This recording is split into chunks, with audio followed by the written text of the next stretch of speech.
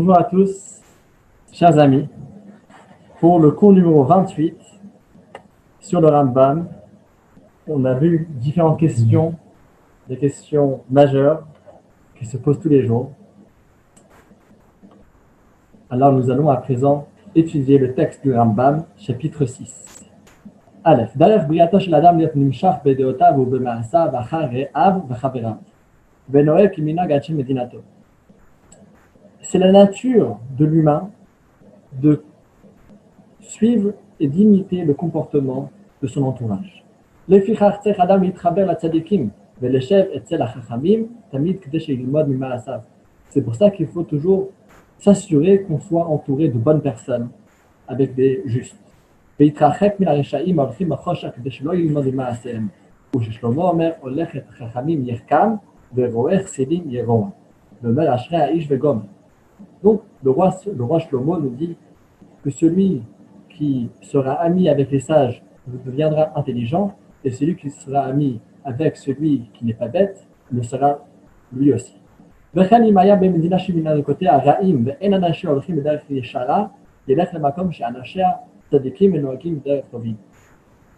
S'il se trouve dans un endroit, dans un mauvais pays, il faut qu'il déménage là où les gens se comportent d'une meilleure façon.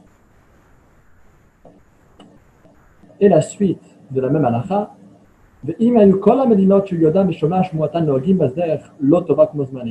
alors qu'est-ce qu'il fait si tous les pays qu'il connaît se comportent d'une façon qui n'est pas bonne, comme à l'époque actuelle du Maïmonide?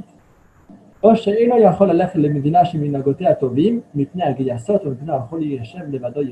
fait dans ce cas-là? Dans ce cas-là, il faut qu'il reste dans la solitude. C'est mieux d'être tout seul que d'être avec une mauvaise fréquentation. כעניין שנאמר ישב בדד וידום, ואם היו רעים וחטאים שאין מניחים אותו לשב במדינה אלא אם כן יתערב עמהם ונוהג במנהגם הרע. Et s'il se trouve dans un pays que les gens là-bas ils ne vont pas le laisser faire sa propre vie, il est obligé d'être ensemble avec eux et de faire les mêmes actions qu'eux et d'être dans l'environnement mauvaise que ce pays a décidé. Quelle est la solution? Alors on me dit là aussi, c'est tellement important d'être dans un environnement qui est cachère qu'il faut que yetse la me'arot de la chavachim la midbarot. Dans ce cas-là, il faudrait qu'il se retire et qu'il aille vivre ailleurs, dans une caverne, dans une caravane, quelque part d'autre, mais qu'il ne reste pas à tout prix dans un lieu, dans un endroit qui est mal fréquenté. Alors, c'est vraiment très fort ce message, parce que même si on est une personne qui est bonne, si on se trouve dans un environnement qui est mauvais, l'environnement va influencer la personne. Et le Rambam dit que ce n'est pas uniquement si on se laisse faire, mais c'est la nature humaine de tomber et de changer et de se faire influencer par les autres. Donc c'est pour ça qu'il est très extrême. Il dit, si vraiment il n'y a pas de choix, il faut même déménager pour se trouver avec des personnes qui ont des intentions bonnes. Ce n'est pas seulement dans la ville, c'est aussi dans les lieux de travail, peut-être aussi dans la synagogue. Il faut être bien fréquenté et ça c'est très très important. Et donc c'est aussi pour les enfants, il faut toujours s'assurer, pas seulement que le message qu'on donne à la maison soit un message qui est clair et qui est positif, mais aussi que les enfants soient bien fréquentés parce que la fréquentation est très importante. Alors bien sûr la question se pose, alors est-ce qu'on n'a pas le droit vraiment de déménager nulle part ailleurs? Alors, le Rabbi explique dans une sikha que ça dépend de l'attitude de la personne. Si la personne, il est juste là pour faire sa propre vie, sans aucune mission, sans aucun but, sur lui s'applique cette halakha du Rambam. Tandis que si une personne, il est là avec une mission, il veut rapprocher les autres personnes à la Torah, alors là, nous avons la promesse de la Torah qui sera protégée. C'est écrit dans la Gemara, Haba letaer mesayim, celui qui vient et qui veut rendre pur, alors mesayim là, on l'aide. Le Rabbi souligne dessus que normalement en hébreu, il ne fallait pas dire celui qui vient letaer, celui qui vient purifier, mais il fallait dire plutôt Haba litaer, se purifier. Alors pourquoi est-ce que c'est écrit celui qui vient purifier, sous-entendu purifier les autres? Le Rabbi répond que c'est justement voilà le secret. Celui qui vient avec une mission pour purifier les autres, il est protégé de lui-même. Et donc, ce qui explique aussi pourquoi le rabbi a envoyé des émissaires partout dans le monde, alors qu'ils avaient pu rester à Brooklyn ou dans des endroits qui sont mieux protégés. Et pourquoi est-ce qu'ils ont envoyé ailleurs? Parce qu'ils sont venus avec une mission de rendre pur. Et donc, pareil aussi pour chacun. Chacun peut être là avec une mission. Si on est là de façon passive, on va se faire influencer par l'entourage. Mais il ne faut pas être passif, il faut être des acteurs de la vie. Alors, la prochaine halakha suivante, bête. Mitzvah tasel lidabek b'chachamim v'talmidehem וללמוד עם מעשיהם תהיה שמה בו תדבק וכי אפשר לאדם לדבק בשכינה, כך אמרו חכמים בפירוש משנה זו, מצווה זו לדבק בחכמים ותלמידיהם, לפיכך צריך אדם להשתדל שיישא בת תלמיד חכם וישיג איתו לתלמיד חכם ולאכול ולשתות עם תלמידי חכמים ולעשות פרקמטיה לתלמיד חכם ולחבר להם בכל מיני חיבור שנאמר לדווקא בו וכן ציוו חכמים ואמרו והווה מתדבק בעפר רגליהם ושותה בעצמה את דבריהם. Et donc c'est une mitzvah positive, une des 248 mitzvahs positives, de se coller aux sages et à leurs élèves. Alors comment est-ce que je peux me coller? C'est-à-dire quoi me coller? Me coller veut dire qu'il faut suivre leur exemple et donc il faut essayer de fréquenter des sages, des personnes qui se comportent de façon qui est bonne. Et c'est pour ça aussi que pour les mariages, il faut s'efforcer de se marier dans une famille qui est bonne. Comme le commentaire explique, qu'on ne parle pas ici forcément de l'étude, parce que si une personne est à l'étude mais son comportement est néfaste, ça ne sert à rien. L'essentiel ici, c'est l'éducation. Et donc, il faut essayer de se marier avec une famille qui a des valeurs morales, des valeurs de la Torah qui sont fortes. Et on va voir plus tard dans quelques livres du Rambam, dans le livre du mariage, le Rambam dit là-bas que ça c'est une garantie pour les enfants parce qu'on ne sait pas ce qui va se passer. Peut-être le père, que Dieu en préserve, va décéder. Alors que faire pour pouvoir garantir? Il dit si tu te maries avec une famille qui a les mêmes valeurs que toi, tu as une garantie qu'ils vont garder les enfants et les élever dans les mêmes valeurs. Ça, c'est une chose. Mais à part ça aussi, autre chose, c'est que si les enfants voient qu'il y a un double message, qu'il y a le message des parents d'un côté, mais le message des grands-parents de l'autre côté, l'enfant sera bouleversé. Donc la garantie, c'est si pour toi les valeurs de la Torah et des bonnes vertus sont importantes, cherche à te marier avec une personne qui a les mêmes valeurs. On va passer à la prochaine halakha, la halakha numéro 3. Mitzvah al kol adam לאהוב את כל אחד ואחד מישראל כגופו שנאמר ואהבת לרעך כמוך לפיכך צריך לספר בשבחו ולחוס על ממונו כאשר הוא חס על ממון עצמו ורוצה בכבוד עצמו ומתכבד בכלום חברו אין לו חלק לעולם הבא.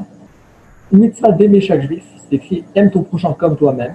Et donc aimer c'est pas juste dans le cœur mais ça vient aussi dans les actes qu'il faut respecter l'autre personne et il faut aussi prêter attention à ses biens de la même façon qu'on porte une attention à nos propres biens. Celui qui se glorifie en humiliant l'autre n'a pas de part dans le monde futur. Alors quel est le sens de cette phrase? Alors il y a deux façons de l'expliquer. La Gemara mentionne une façon, le commentaire une deuxième façon encore.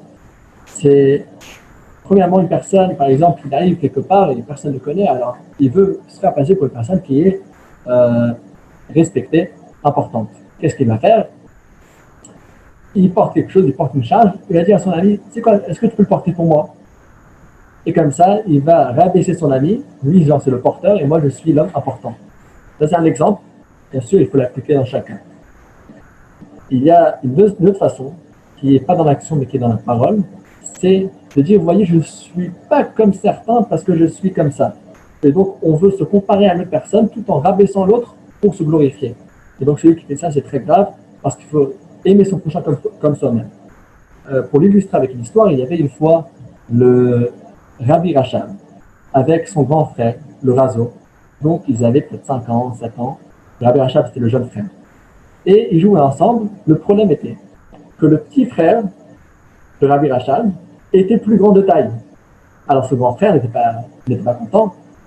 Il dit c'est pas juste. Donc il a fait un trou, il a creusé un petit trou dans le jardin et il a mis son petit frère dans le trou. Il dit voilà, puisque toi tu es plus jeune que moi, toi tu dois être dans le trou. Et le petit frère s'est mis à pleurer. Il est allé voir chez son père, qui était le Rabbi Maharash, le 4e Rabbi de Lubavitch. Le Rabbi Maharash, il a appelé le grand frère, le Razov, il lui a expliqué, si tu veux être plus grand et plus important que ton ami, c'est pas en rabaissant ton ami, mais c'est en t'élevant toi-même. Donc ça c'est l'idée de cette halakha. 4. אהבת הגר שבה נכנס תחת כנף השכינה שתי מצוות עשה. אחת מפני שהוא בכלל רעים, אחת מפני שהוא גר, והתורה אמרה, ואהבתם את הגר. ציווה לאהבה הגר כמו שציווה לאהבת עצמו, שנאמר, ואהבת את השם אלוקיך. הקדוש ברוך הוא עצמו אוהב גרים, שנאמר, ואוהב גר. Alors, je vous ai posé la question avant le cours, qui est-ce qu'il faut aimer plus parmi les juifs? La réponse, surprenante peut-être pour tous ceux qui n'ont pas encore étudié cette loi, c'est qu'il faut aimer le converti encore plus, parce que aimer chaque juif c'est une mitzvah, mais aimer le convertir c'est deux mitzvahs, lesquelles, puisqu'il est devenu juif, donc la première mitzvah, il faut l'aimer comme chacun, mais c'est écrit aussi spécifiquement dans la Torah qu'il faut aimer le guerre. Et le Rama poursuit, il dit qu'Hachem a ordonné d'aimer le convertir comme il a ordonné de l'aimer lui. Alors quel est le sens de cette phrase? Chaque juif aussi, il faut aimer chacun. Pourquoi justement le convertir, qu'est-ce qu'il y a de particulier dans cela? Alors les commentaires expliquent qu'il faut voir dans le langage qui est précis de la Torah dans chaque chose. Regardez bien, lorsqu'on parle d'aimer son prochain, c'est écrit qu'il faut aimer son prochain comme soi-même. Lorsqu'on parle d'aimer Dieu, c'est pas écrit comme toi-même, c'est écrit aime Dieu. Pourquoi? Parce qu'il faut aimer Dieu plus que ce qu'on aime soi-même. Quand on regarde par rapport au converti, qu'est-ce qui est écrit? C'est écrit aimer le converti, c'est pas écrit comme toi-même. Parce que là aussi, il n'y a pas de limite, il faut aimer le converti encore plus que soi-même. Et tout ça, comme le Rambam aussi a écrit dans une de ses lettres, il a écrit une lettre à un certain juif qui s'était plaint. C'était un juif converti, il s'est plaint qu'une personne l'a manqué de respect. La personne a dit que c'est un imbécile avec plusieurs autres noms. Imbécile, c'était encore le mot qui était assez correct. Et le Rambam lui dit que c'est très grave ce que la personne a fait, parce qu'il y a une double mitzvah d'aimer le converti.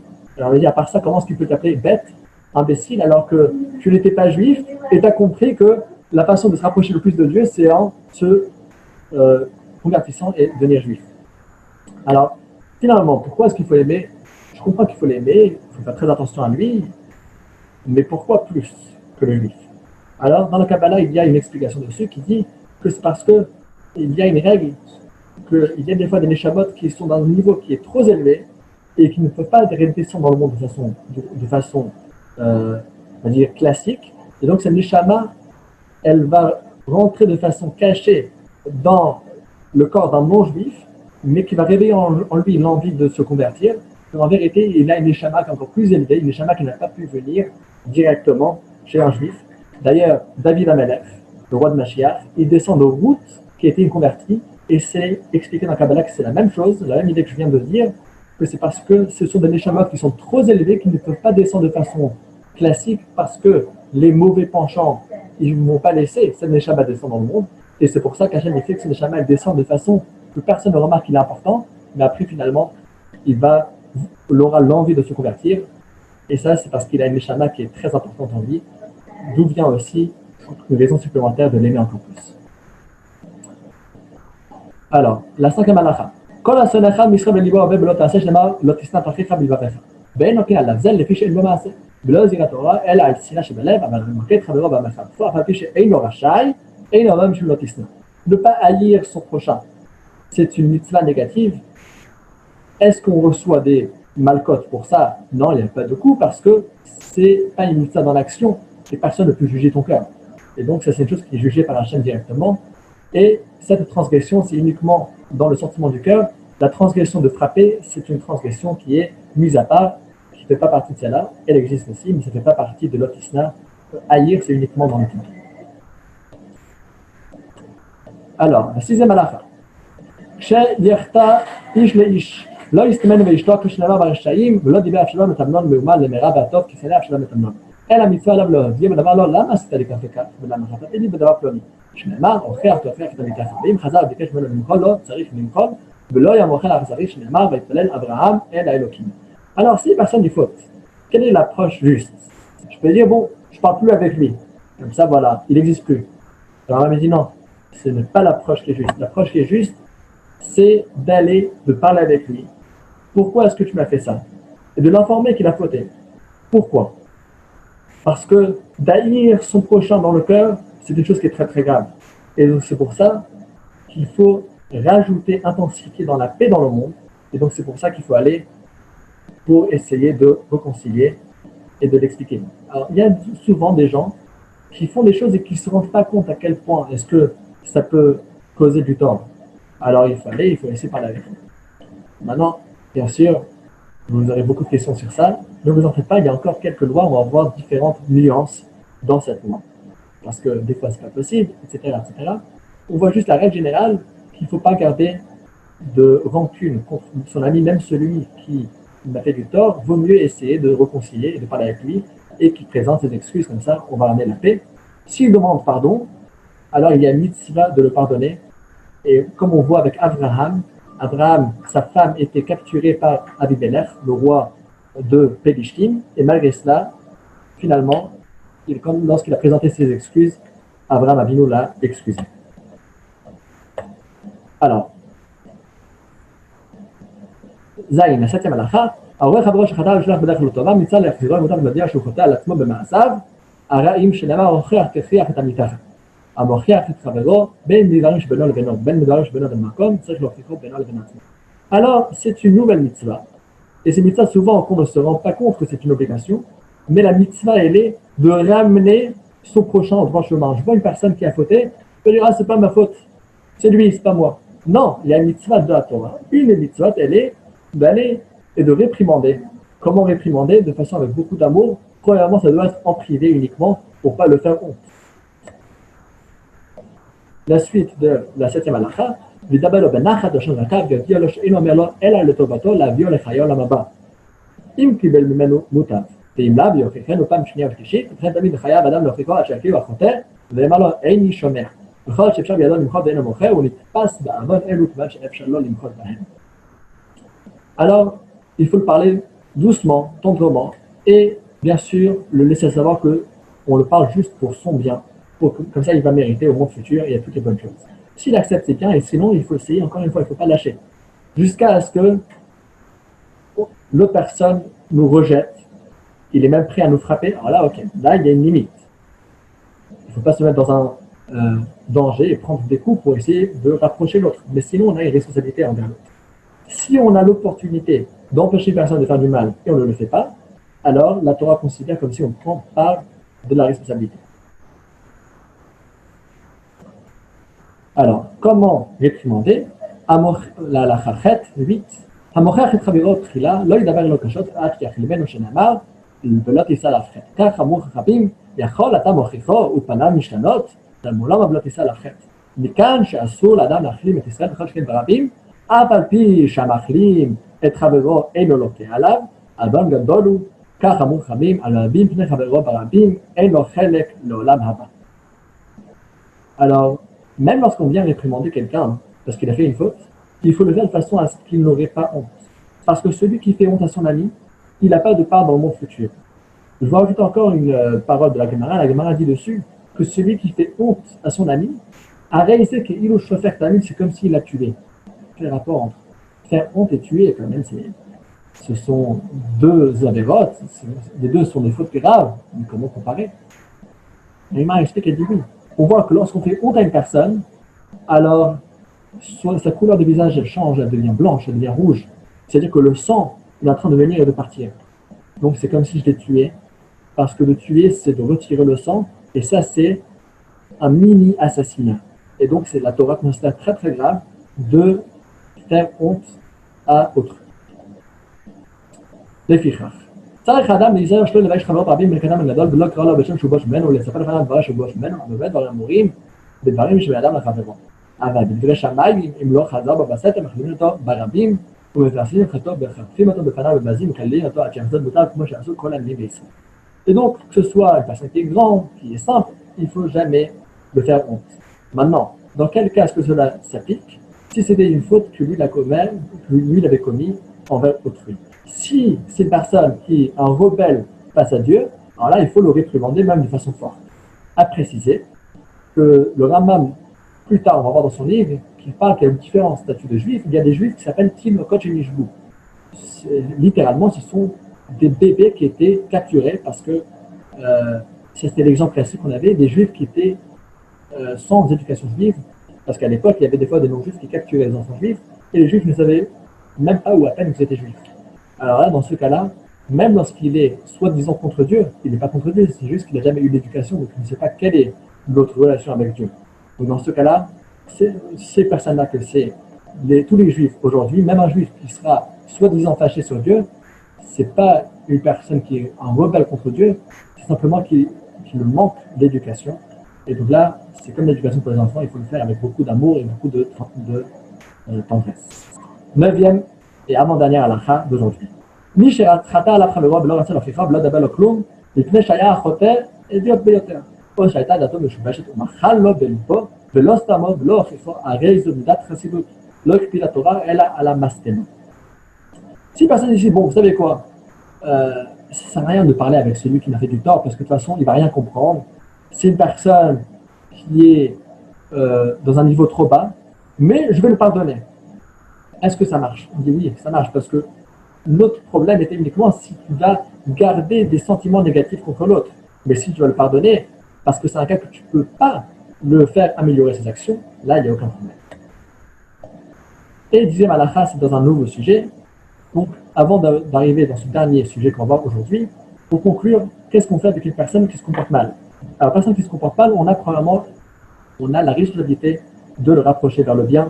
Une fois, deux fois, trois fois, on est responsable pour lui. Si je peux rapprocher une personne et l'aider et je ne le fais pas, je tiens pas dans sa responsabilité. Il y avait une fois trois fous qui étaient en train de jouer ensemble à faire des ricochets. Alors, ils voient comme ça un petit rocher comme ça de loin, le premier fou, il prend comme ça un caillou, il jette, ça arrive à côté.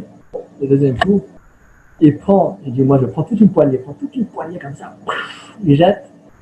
À la fin, par miracle, par chance, il y a un caillou qui a touché le rocher.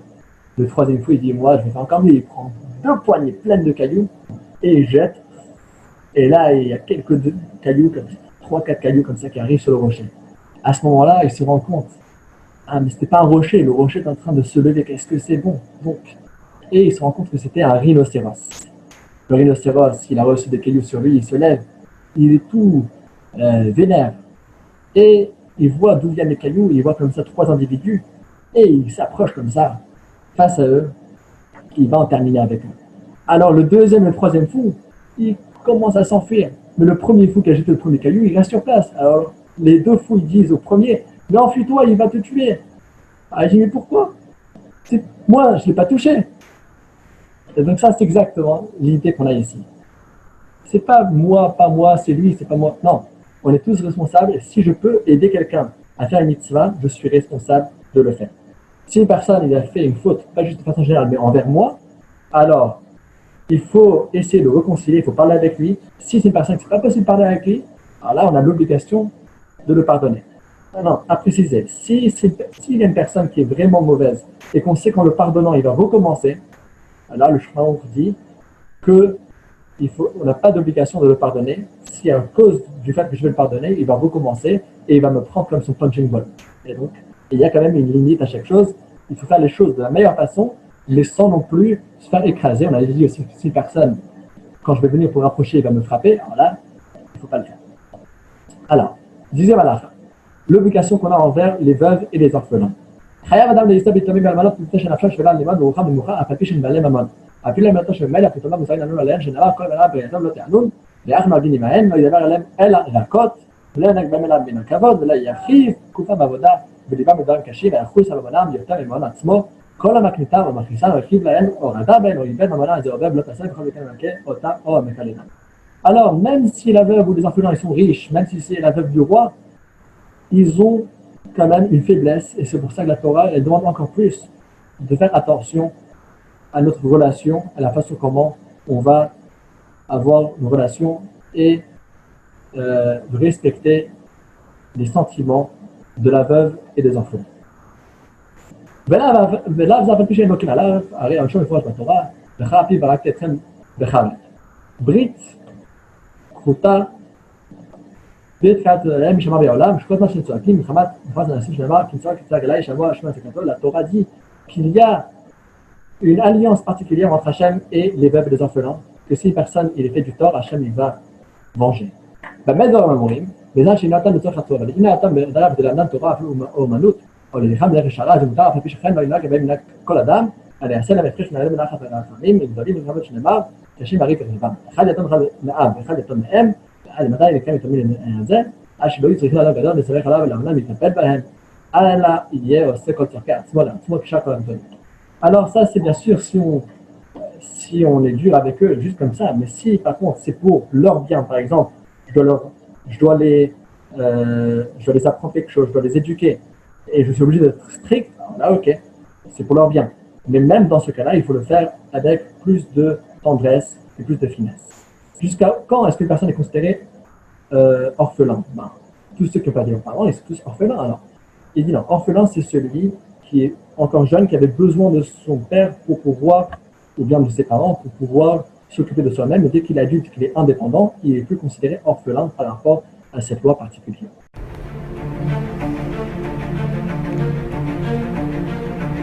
Et si connaître toute la Torah était possible, plongez-vous dans les joyaux de la Torah. Étude du Rambam, le Maïmonide, cours de qualité par des rabbins francophones aux 4 coins du globe. Un chapitre chaque jour, à raison de 20 minutes, pour finir en moins de 3 ans d'apprentissage de la Torah. Relevez le challenge, tous les soirs en direct à 20h30 ou 21h30 heure israélienne.